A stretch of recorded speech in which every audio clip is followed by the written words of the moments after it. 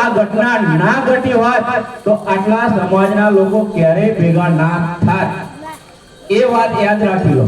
અને જ્યારે કોઈ પણ અઘટિત ઘટના થાય અથવા તો કંઈક સારો એવો પ્રસંગ હોય ત્યારે જ માણસ ભેગા થતા હોય છે। તો આ બલિદાન આપણું એડે જવાનું નથી।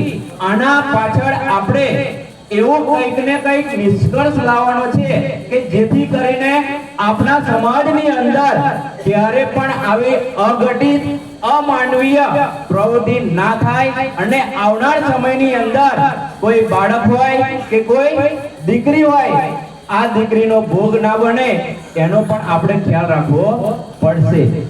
શા માટે આજે આટલી બધી પબ્લિકને અહીંયા એકઠું થવું પડ્યું? તો એનું મુખ્ય કારણ છે આપણો સમાજ। કોણ છે?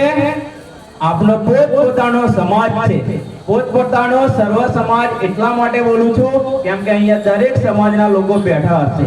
આપણે આપણા બાળકોને 10 ધોરણ 12 ધોરણ ભણાવી દીધો એટલે વાત ભૂલી ગઈ। પણ તમે એ લોકોને જુઓ જે સમાજ અહીંયા ઉપસ્થિત હોય કે ના હોય કે ઘરની અંદર 2 દીકરા હોય તો એક દીકરો ક્યાં જાય? વિદેશ જાય અને એક દીકરો ખેતરમાં જાય। શા માટે? તો આપણે ક્યારે શીખીશું આપણે આ વાત ક્યારે અમલમાં મૂકી અને શીખીશું?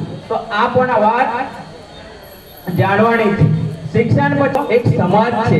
કેમ અંધશ્રદ્ધાની અંદર આપણે માનીએ છીએ એનું મુખ્ય કારણ પણ આપણા સમાજની અંદર જાગૃતિ નથી, શિક્ષણનો અભાવ છે। તો પોતપોતાના બાળકોને સારું